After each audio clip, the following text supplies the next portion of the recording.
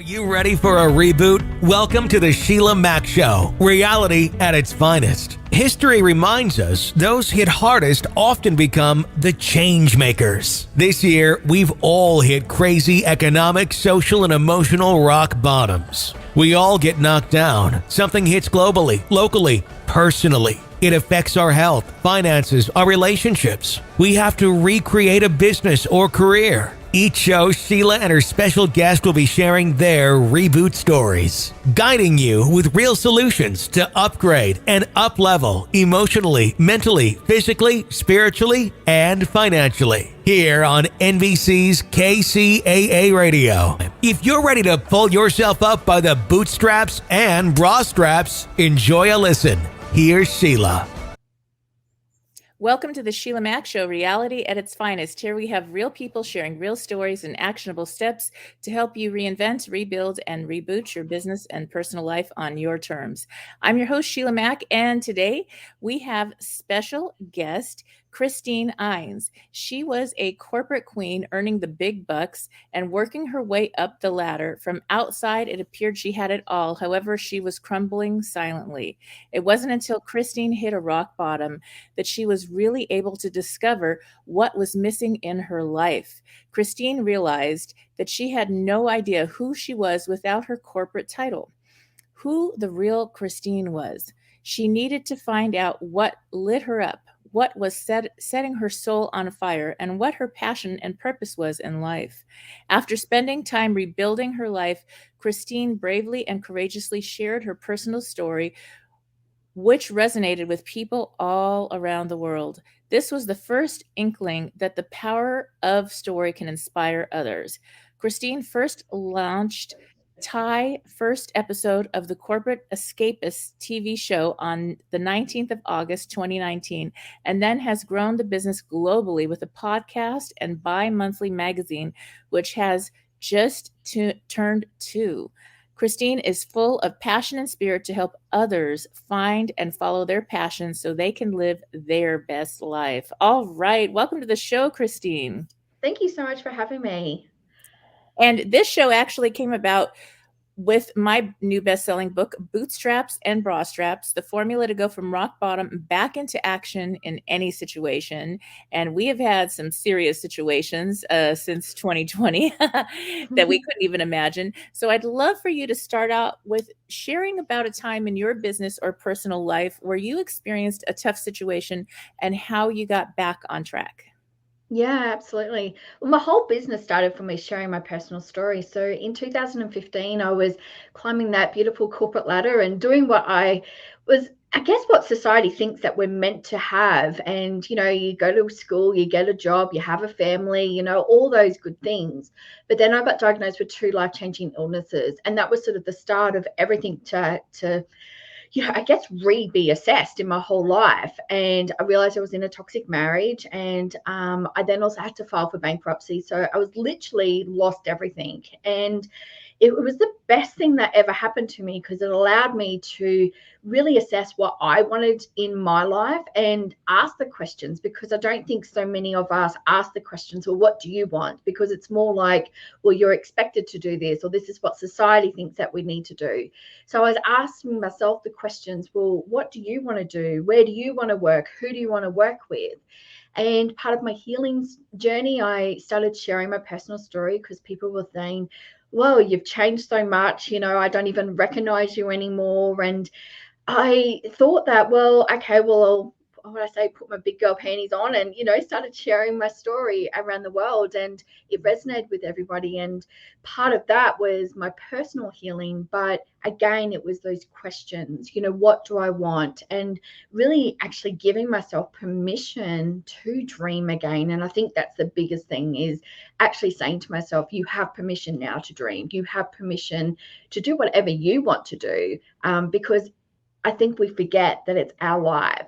And, we actually do totally forget. We think that we have to do it for everybody else, but it's our life. And actually giving myself that permission was the first step. Wow. That's incredible. Now, what changed in your life? You went from corporate to doing different things like you're doing now. What was the other changes that people notice? What did you notice? What did your family notice? I think the biggest thing was just my ability in life to handle different situations. So instead of sitting there and playing what I call the victim, the poor me, why is this always happening to me? It was like, okay, well, what am I going to learn from this? What am I going to be able to take away from that? And, you know, I guess the negative Nancy that used to sit inside of me, that really shifted so that I could see life in such a different perspective and feel like I could literally take on anything. I've already hit rock bottom. So really, what was the worst else that's going to happen? So just the different perspective that I had on life. Yes. Now, do you have children? I do. I have a son. He's 25, and I have also a nearly 2-year-old grandson as well. And so it's, yeah, they like my son says to me, he goes, Mum, I don't even know who you are anymore. And that's a beautiful thing because he's only ever he only knew the corporate side, go to work and, do everything. So learning a different side of me and what I really say is my true self. Yeah. I think it's so important. One of the things that I've found is that many times we get married and we follow this, okay, now you can't go play. You can't go do this and that. You've got to be this grown-up adulting person and we've got to take the job and do these adult things. And we start to sacrifice all these things that bring us happiness. We might stop doing an art or dance or things that we love that are a huge part of who we are or our expression. And so when we do that, we lose pieces of ourselves. And then we have children, and our kids don't even know us because we haven't even been who we are in so many years. And it's really not fair to the kids because who they are is part of who we are. And would we want our children to grow up and deny themselves? Never, never, ever.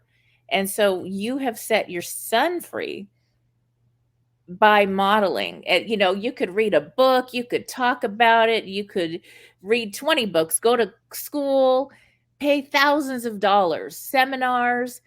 But if you just as a parent model changing your life, this is going to help your children, adult children, grandchildren. This is the biggest message you can have. And it's a hard thing. It's not easy to change these old patterns. It's really hard. No, it's the hardest thing. I always say to people, I've gotten the hardest degree that you could ever get, and it's the MBA of School of Life because I've been in the trenches. So, and learning from life. And I think if we can show children that it's okay to make mistakes, it's okay to change, it's okay to evolve, that's the best gift that we could ever give them. Yes.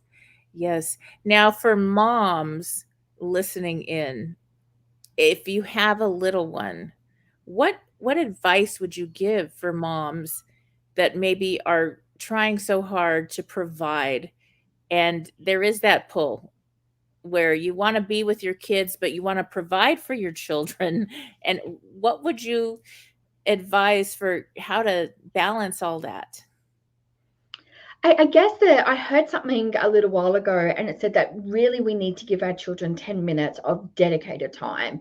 Mhm. And, it seems like a lot, but if we give our kids 10 minutes, we have to give ourselves 10 minutes as well. And I think the more that we can actually show kindness and self-love to ourselves, then the children are actually going to see that as well. And they're actually going to pick up on that, going, it's great to be kind to myself. I need to be kinder, or do the things that you love, because they really do pick up on absolutely everything.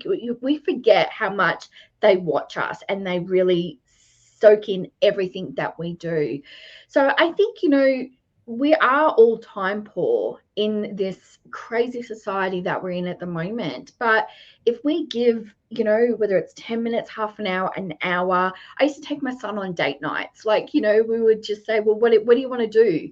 And that was whatever he wanted to do. And, just allow them to be. So I don't think there's one set rule for everyone, but the biggest thing is be kind to yourself and give back to yourself, because your kids are actually going to see that. Yes, yes. And if you're in a relationship, to give time to your spouse, your partner Mm, as well, because the children need to see that also, that the world mm, doesn't just wrap around them, and they also need space.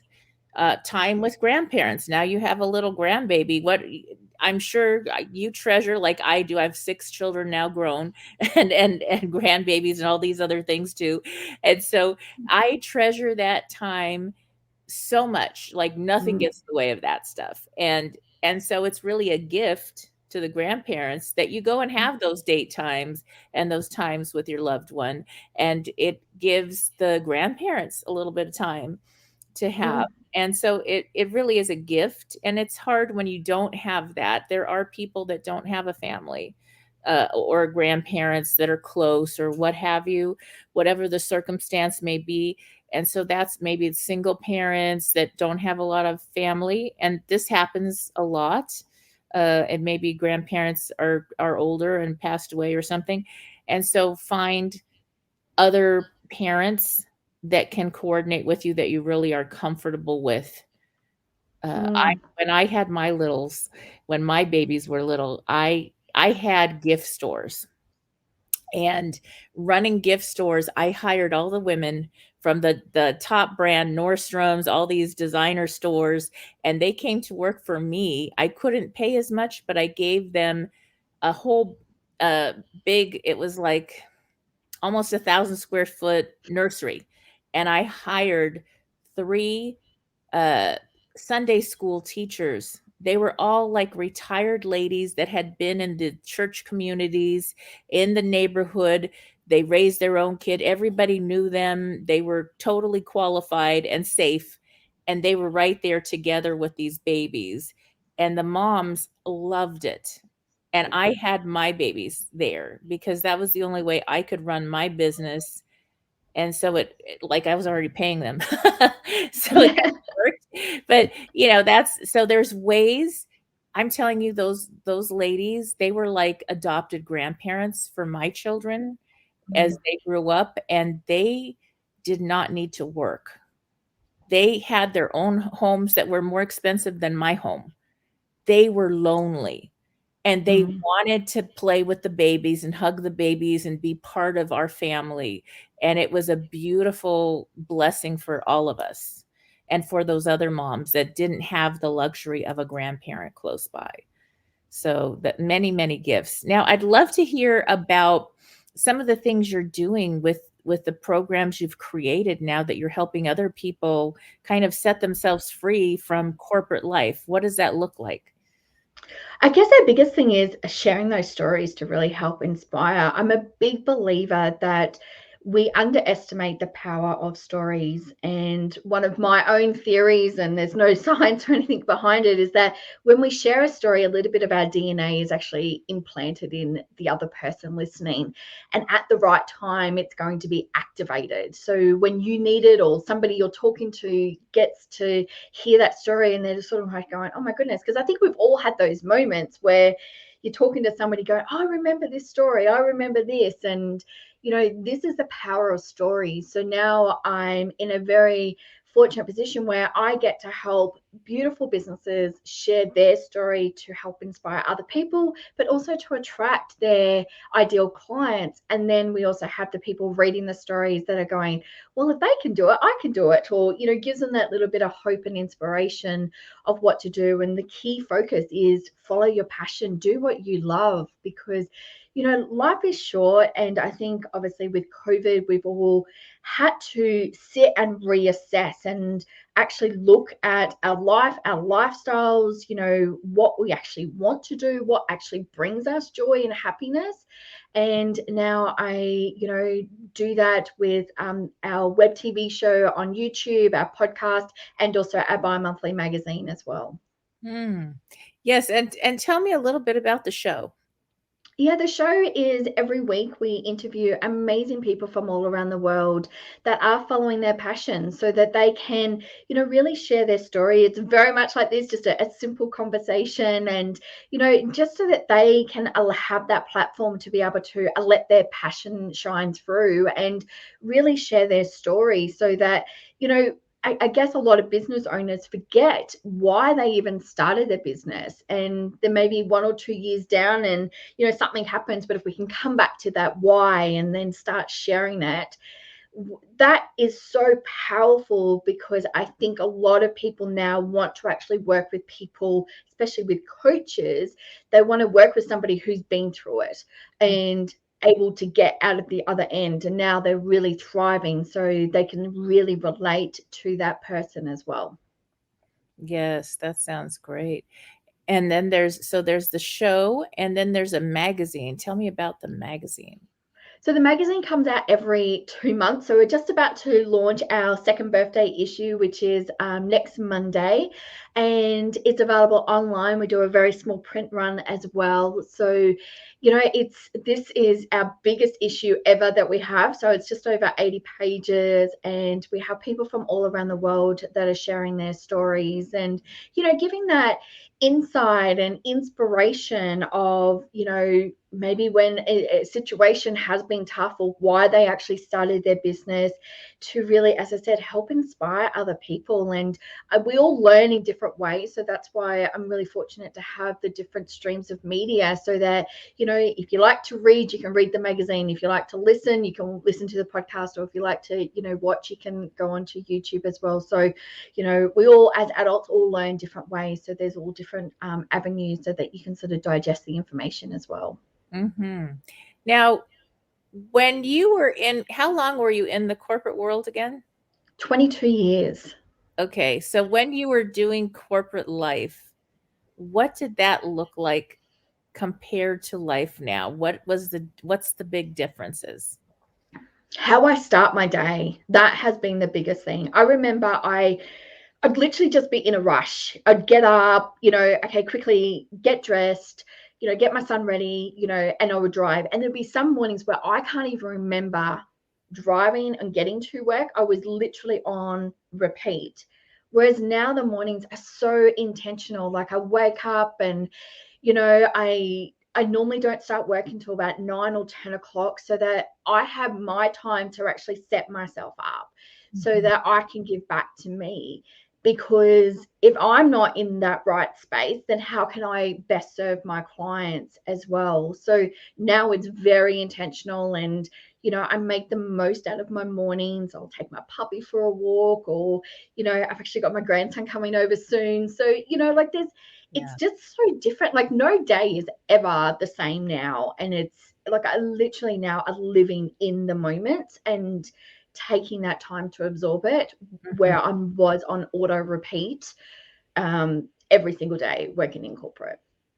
Yes. Now, I know one of the things that many people struggle with is the self-discipline, the structure, creating your own structure, staying on task, getting things done when you maybe are working from home, a lot of people, or running your own business, and now hiring people where you don't have like a set of duties and a set time to come and go. How did that transition work for you? It's been a very steep learning curve, because working in corporate, you have a team around you. So, you're focused on just doing what you're good at. Whereas Yeah. in business, I actually did a post yesterday. I'm like going, hey, meet the team. I'm the editor. I'm the CEO. I'm the accounts person. I'm the social media. I'm the events. Like I'm it. So there are things that I don't like to do. So now I do them first in the morning. So I'll get them over and done with. Otherwise, I'll just procrastinate throughout the whole day and put it off to the end. So you need to, I guess some sort of acceptance, but also be gracious to yourself to actually go, you know what? It is just you. It's okay to take a moment, work out what your strengths are, what you're not good at, or, what you don't like. And then when you're in that position, outsource the things that you don't like. Yes, very true. And then there's a lot of people that have great success say delegate, but when you first start, there's no money to delegate, okay? The money has to go back in the business to keep it going. Yeah. And there's bills and life. Yeah. And so the reality is it has to be you delegate very cautiously. And Mm. and then you can delegate a little bit more as time goes on and prioritize. I feel when I was very young with this big family of 6 children, and I took care of all my elders who got I had grandparents I took care of, and then my parents, and they all got sick in a 5-year period, and I had these little children and 5 gift stores. And it all happened at once, and I had to hire help at home. And it wasn't I didn't even do full time. I had like twice a month somebody came in and helped me clean the major, like, just do kitchens and bathrooms really good. And then everybody had chores and we all helped out, and it somehow we managed where my house was sort of presentable because people always came over because I was in business, and with all the kids. So something had to give. It just wasn't humanly possible for me to Mm. do everything and go to all I had different hospitals I was running to with the different elders, and then I had the children and all their sports. One time I actually forgot to pick a child up, and and I luckily for the after school care got them, and I was like, "Oh my gosh, I can't believe I did that." And there was a big event at one of the stores. We had a big community event there, and the dad, the ex-husband, I thought he got the kids, and nope, he was getting balloons or something, and I went, "Oh my gosh, we forgot one." So it is difficult. It is Mm. difficult to manage it all. I still use a paper planner. I Yes. I do have an online planner as well, but I don't know, there's something beautiful about writing it out that for me I just I ran my whole life through that planner, and it just somehow magically got things done. So that helps Fantastic. me. Are there any things that have helped you with the transition to running everything yourself? Somebody once advised me, going, well, what's the top things that you can do today to make money? Because the business is about making money. And it took actually me a little bit of while to sort of sink into that, because I thought, oh, this is just, passion. I love what I'm doing, and, it'll all be okay. But then there's something that has to flick to go, okay, you're running a business. Like, are you really want to spend all your time on something that's not making money? And so, what are the top things that can make you money? I think is the key part to it. And get rid of perfection, because it does not exist. There's no better time than now.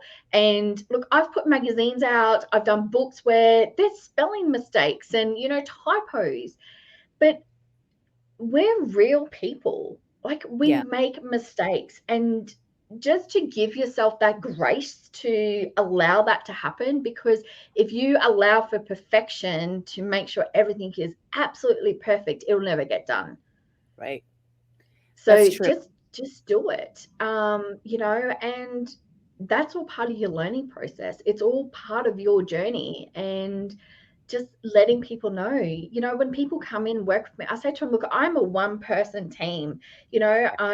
I've spent the last couple of years growing my business, growing the brand. And like you said, I've put all the money back into the business.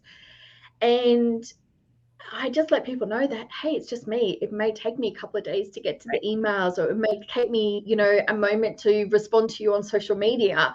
But if you just be upfront with people to let them know, I think they're so much more accepting, going, you know what, hey. And the other part is, you need to really celebrate what you've achieved, because we always wait for these big, huge milestones. But if you got out of bed today and you did some work, congratulations, because there's Yeah. going to be days when you may not. Mhm. So I think we just need to celebrate those tiny little things. This is so true, and sometimes we forget as women especially to do that. It's Mm. there are days where it's like, oh my gosh, I got out of bed and I did stuff today. There should be a party. There should Yes. be a big party because that was a freaking miracle. And there's other Yeah. days where I hop out of bed and get it all done. That's awesome. And so it just depends on the mood and what's going on or what just happened. Like I recently had my entire kitchen blow up and I've had no kitchen now for a month. And it's been difficult. It's not terrible. It's not the end of the world, but I've had like construction workers in and out and thank goodness insurance covers it all, whatever. But it has been inconvenient.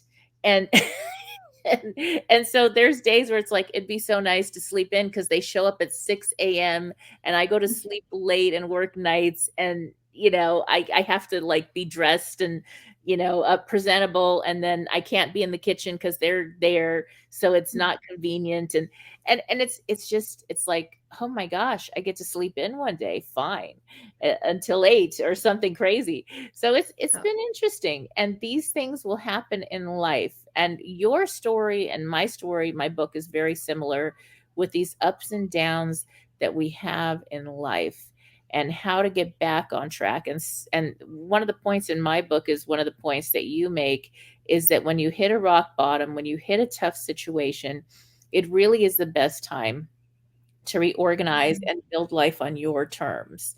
Mm. And that is something that is the gift in the struggle.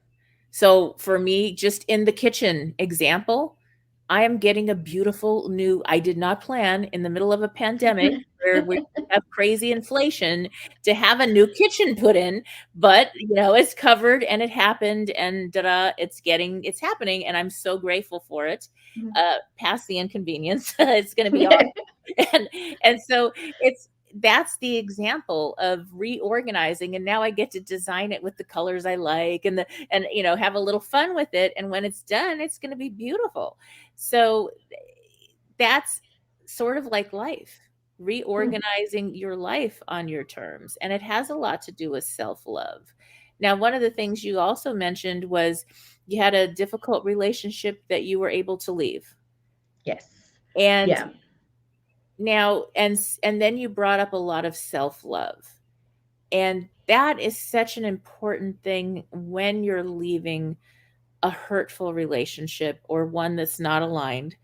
And the more we give ourselves self love, we are aligned with and changing what we'll accept into our life. And so then we attract and are attracted to healthy people that will care Mhm. for us and love us the way we care and love for ourselves. And so that's a really important piece. If you're listening in and just leaving a relationship that maybe not so Mhm. healthy, that's just, it's time to take care of yourself first before inviting anyone else in. Just, and then the right person will show up when the timing is right. That's what I feel. Yeah, absolutely. And I think also too is that, if we can treat ourselves the way that we want others to treat, and a lot of the times, I think as mums and as women too, like we give everything to everybody else. And Yep. so if we just take some of that back and just give to us, we're actually setting the right boundaries for ourselves as well of what we will accept and what we won't accept anymore. I call it my non-negotiables now. Like, what am Yes. I going to accept, and what are the things like, no, sorry, that's it, done. And yeah, it's a beautiful thing, and it's very empowering too because I actually use it in my business now. So I only work with certain people that are aligned to my values, that are passionate, who have similar thoughts and beliefs in that as well. Whereas normally you would just go, oh, I'll just, and it's even with clients, like you would just take anybody. But if Mhm. you give back to yourself, then you're setting those really healthy boundaries as well. Right, right. And that's something that again, your children, your clients, it's the boundaries that you show, people will learn how to treat you, and also they'll learn if they're like your children or grandchildren, they learn how to set their own boundaries based on the example. You could talk all day and night about boundaries, but you got to show them, Mm. and it makes a big difference. Huge. Yeah, like Yeah. we're the leaders, like we're the ones that are leading our own lives. Mhm. And, when whether or not you've got children, I even think of my nieces and that as well. Like they're watching what I'm doing Right. and they're learning from it. And I think we forget the ripple effect that we have in our family, in our community as well. That when we're really stepping up and we're being empowered, we're leading by example, we are creating something so immense and leaving this beautiful ripple effect for other people to actually follow through and step into their own power, find out about themselves, and live their best life. Yes. Now, let me go back to when you were young, before you got married and had your child. Was there something after your marriage and having your child that you stopped doing, that you loved, Mm. that you finally got back to? um I guess the biggest thing was, like, I used to love reading. I used to, just exploring, Yeah. different things. And I didn't do that because I literally left school. I got married. I've been married twice. That ended. Then I got remarried. Like, it was just a continual sort of thing. And then when everything, all came crumbling back, like I started actually working out, what do I love? And Right. that is reading books. Like I've got about 4 books on the go at the moment. And also writing. I didn't actually realize that I love writing. And just exploring different things. I always, like, Saturdays are my day. I go out, I either go to the beach or something like that, and just give back to myself and do what I love. And a Mhm. lot of people, I used to think, oh, how selfish of you to do that, and all that. But now I'm like going, if I don't do it, Right. who else is going to fill my own cup up? Like I Yeah, have to fill me up first. that's beautiful. And when you were, let's say, 10 years old, what did you think you were going to do when you grew up? I think one of them was going to be an actor, and then and then I'm like, oh, maybe I'll be a lawyer. But yes, my mum used to always say to me, you can talk underwater. So now I'm like going, well, whatever you were too much of as a kid, I think that's actually what you're meant to actually do. So Yeah. hence having my own show and doing Yes, public that's speaking and that.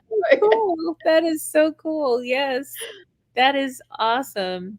That is what I think our children, if parents listening in, look at Yeah. what your kids are doing about the age of 9 or 10, they start Mm, to show up. And when they show up with their talents, it's mm, kind of a great way to see what is a good field or possibility for them. And I was on the loudspeaker. I presented a speech for the president, Carter, at the wow. time at 10. And so that was normal for me. And here I Yeah, am still talking to people. And yeah. and my passion was to help people. And Mm, I did a big speech about hostages and the inflation and gas prices and all these terrible things that were happening back when I was a little girl. Not to age myself, but and during that time. And mm, so I was my heart was to help people, and that's always been the case. It's mm, always for a purpose beyond myself.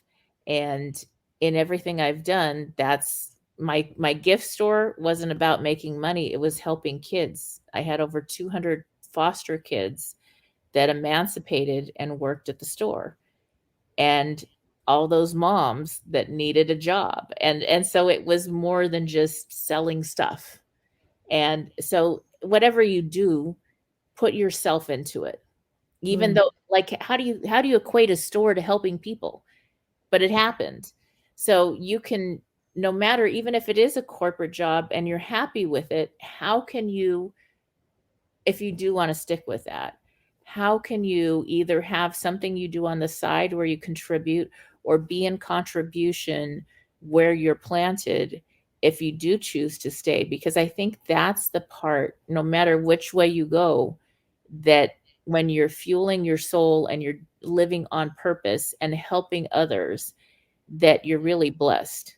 And it's just, you wake up and you know, I've done something today that made a difference. Mm, I think absolutely. that's what it is.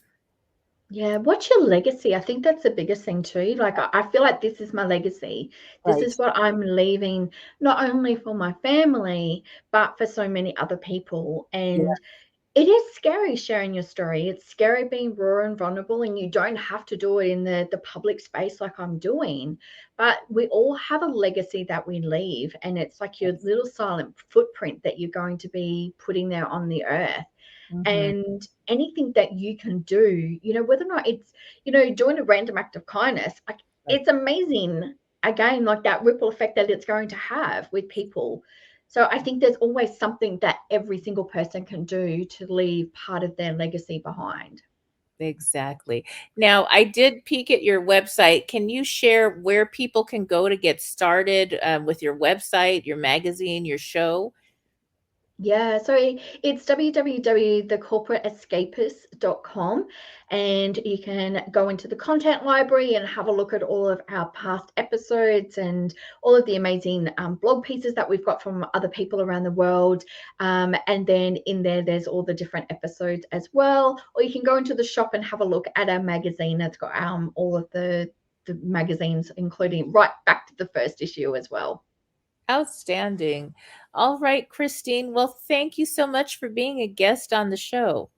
Thank you so much for having me. I'm really delighted to be here. All right. And for those tuning in, we'll be back after these messages. Stay tuned. If you are just tuning in, this is NBC Sheila Mack Show here on KCAA Radio, the station that leaves no listener behind. I'm your host, Sheila Mack, and I'd like to give a special thank you and shout out to Change Toothpaste. That's at changetoothpaste.com, and it is toothpaste tablets just like paste, but without the waste. So let me tell you why I am making the switch over to Change Toothpaste. Now, this is kind of wild because I just found out about all this myself. So, more than 900 million toothpaste tubes are entering our landfills and oceans every year on a global scale. Toothpaste tubes take over 500 years to break down and cannot be recycled. A fundamental change is required, and it starts with you, and it is starting with me. So, their sustainable toothpaste tablet removes the need for a tube altogether. Packaged in compostable pouches, they reduce the environmental footprint while giving you a clean, fresh brushing without any harsh chemicals. Change toothpaste tablets help you make a small change that makes a big environmental impact. Now, their mission started when they noticed how their kids show care for our planet, and they wanted to do their part to reduce the global plastic waste problem to make sure that the environment is safe and healthy for generations to come. So, together, we believe we can create a global movement to protect our beloved planet. You brush your teeth each and every day, obviously, a few times a day. So, once your toothpaste tube is finished, it's thrown into the garbage. And you don't think about it.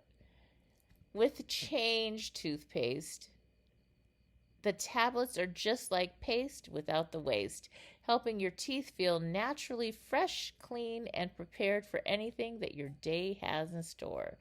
Thank you again, Change Toothpaste. And if you want to learn more about Change Toothpaste, you can go to changetoothpaste.com. Thank you again, Change Toothpaste, for being the sponsors of this episode. And for listeners just wanting to try Change Toothpaste out, you can use special code Sheila, capital letters SHEILA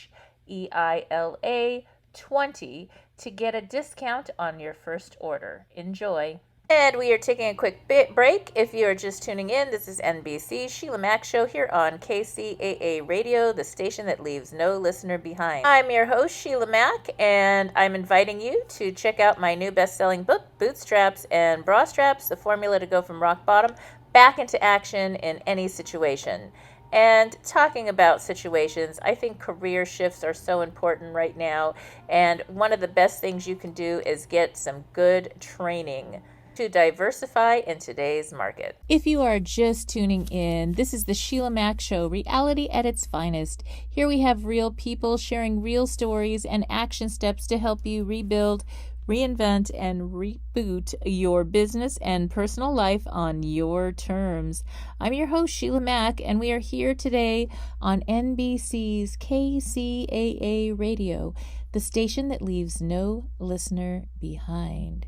How can we make sure to give ourselves the vacation time and even the small trips? Sometimes I know lots of people, they live in a state or a country and they haven't even seen their own beautiful sites, their own botanical gardens or historic places to visit, mountains to climb in the area, what have you. So it may be that you're going to be traveling and having your own adventure as a family or even as a work group, as something fun to do, where maybe you go have a work meeting at one of the botanical gardens or some other place in the area that is permitted, and that you can get out of the office or out of homes and into nature.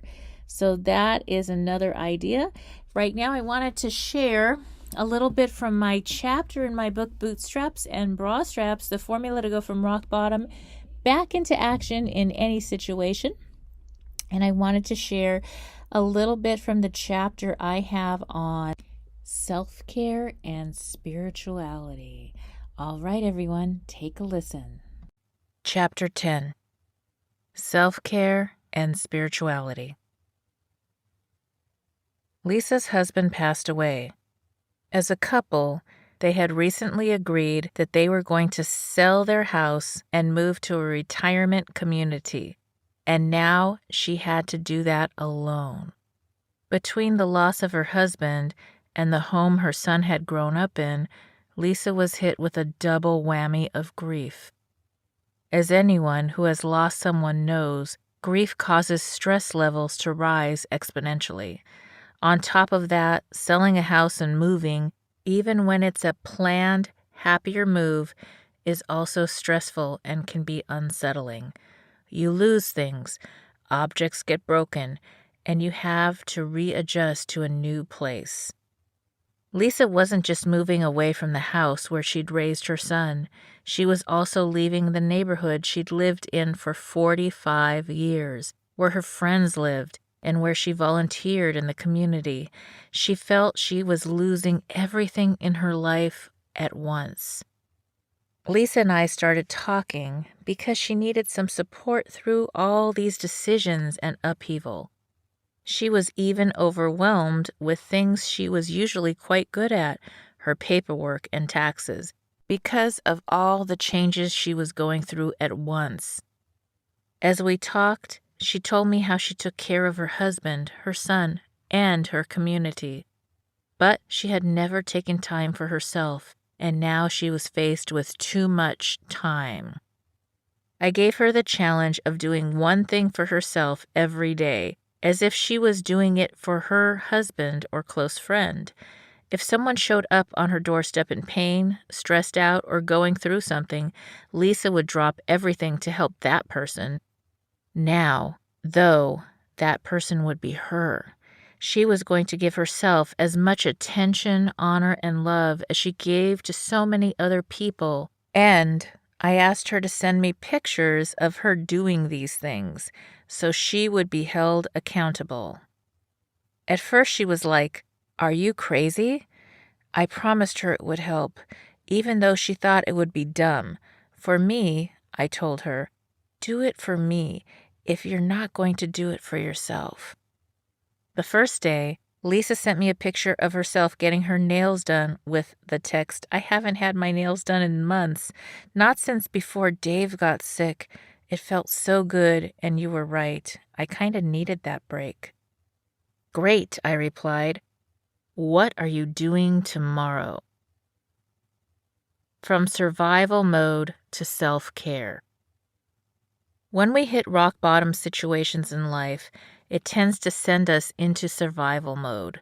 And when we're in that place, we're so busy making ends meet, struggling with grief, loss, and pain, and dealing with whatever is going on that we don't have a choice but to eliminate some of the things we usually do. When we have to go to work, then go visit somebody in the hospital, then pick up your kids, and you still have to make dinner and maintain a certain level of cleanliness in your home, or whatever duties you have to do, taking an hour for yourself to go to the gym or meditate gets pushed aside. It's just today, you tell yourself, but then tomorrow comes and goes, and another day and another. The next thing you know, it's been a month or two, and then you really start to notice the difference. One day, you wake up and you're not who you used to be. When you aren't practicing self-care, it shows up all over. Maybe you're exhausted and not sleeping right.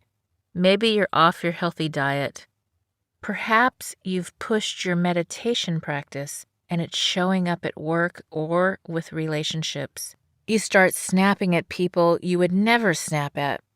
When you're already at rock bottom with one situation and then you realize how many of your healthy habits went in the fallout, it can be overwhelming.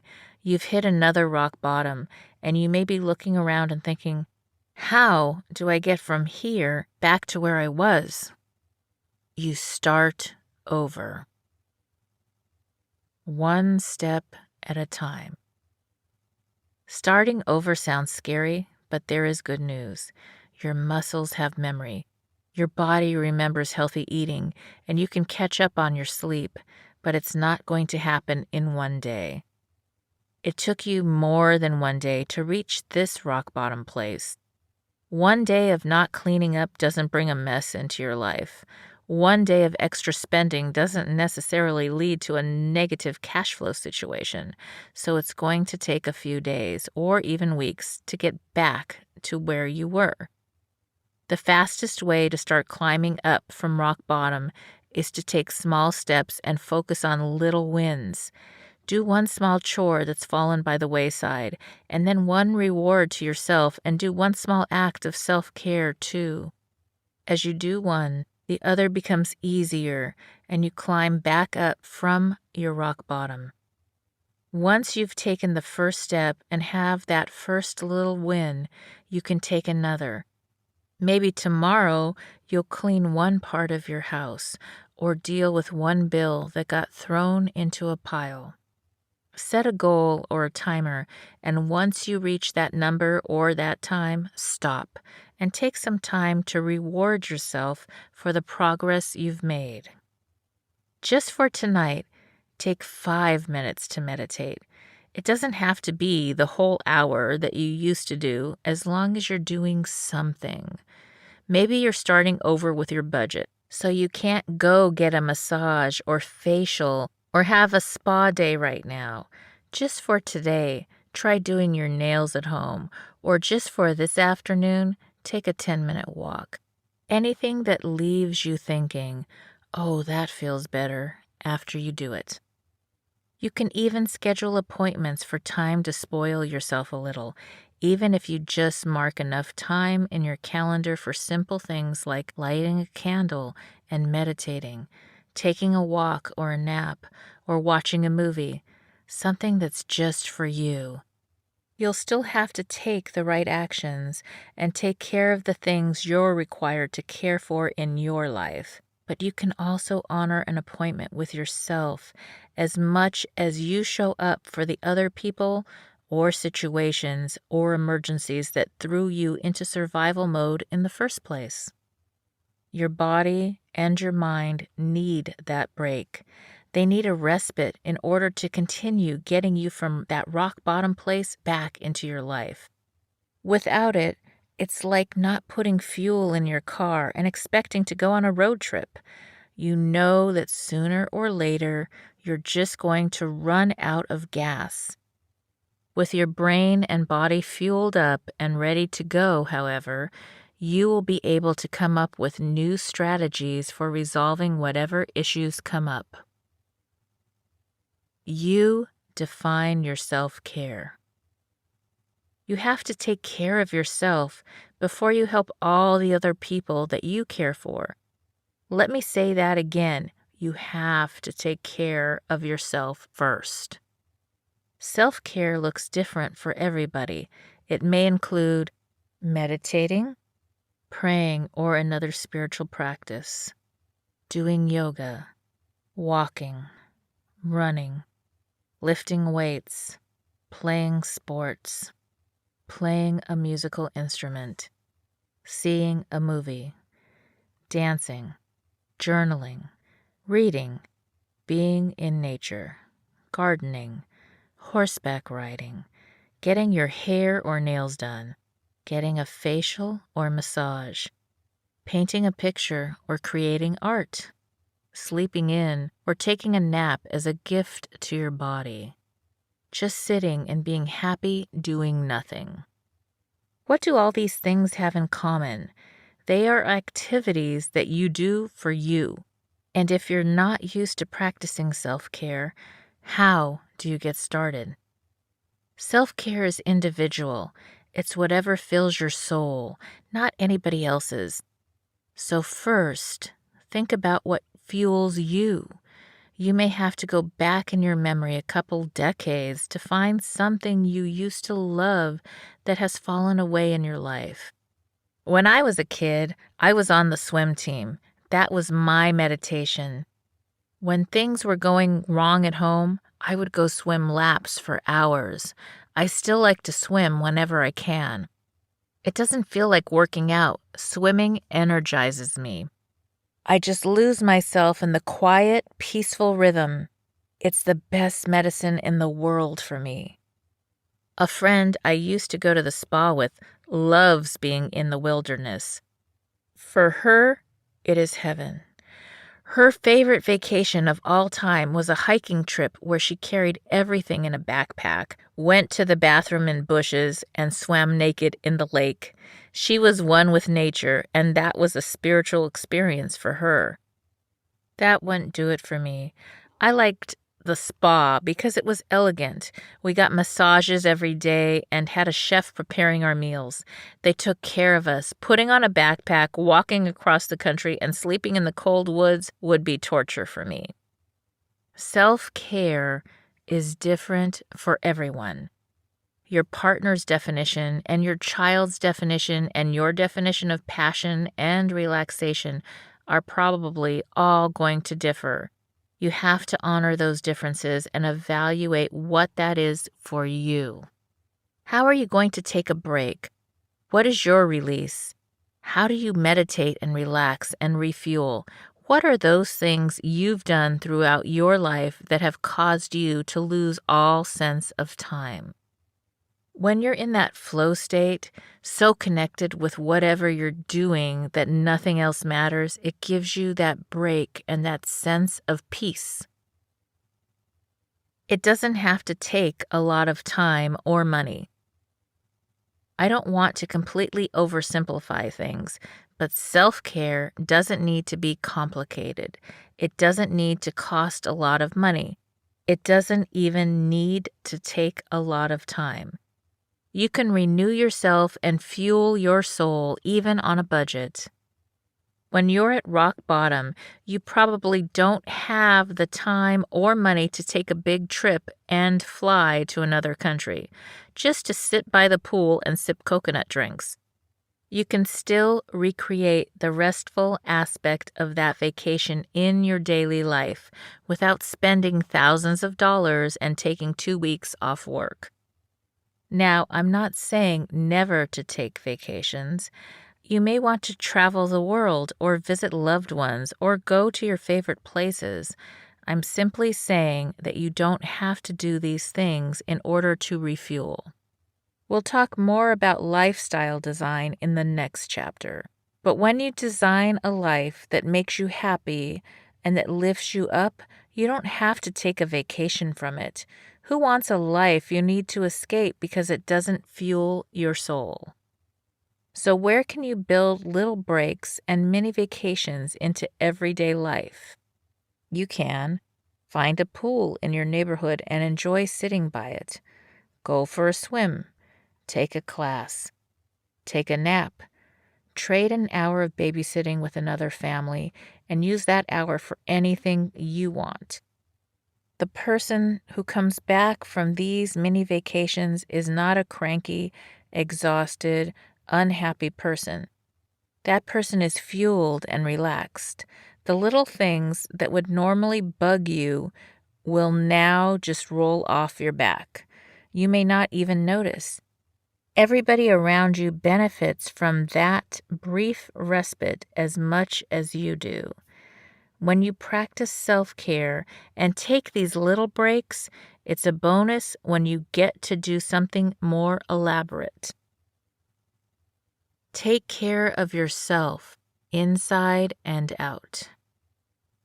It's also important to take care of your complete self. Part of that means going to your doctor regularly for whole body checkups. I have a friend who was doing everything right, eating healthy and working out, but she kept gaining weight. Nothing was working, so she was ready to give up and go for the pie. Then she went to the doctor and found out that she had a thyroid issue. Other people in her family have the same condition, but she didn't think about it until the doctor brought it up. There was a simple treatment, and now she's enjoying the fruits of her healthy lifestyle. It's important to determine whether you have a condition that requires medical intervention. Maybe you're low on vitamin D, which can show up as depression, fatigue, getting sick often, or even brittle bones. Perhaps you need a prescription instead of a coping mechanism. Maybe you're not getting the right nutrients or are having a hormonal issue. If you're tired all the time, you may be drinking a lot of caffeine to make up for that. Some people even turn to Adderall or other drugs, but your doctor could diagnose a biochemical shift in your body. And that was a portion of Chapter 10 in my bestseller, Bootstraps and Bra Straps, the formula to go from rock bottom and back into action in any situation.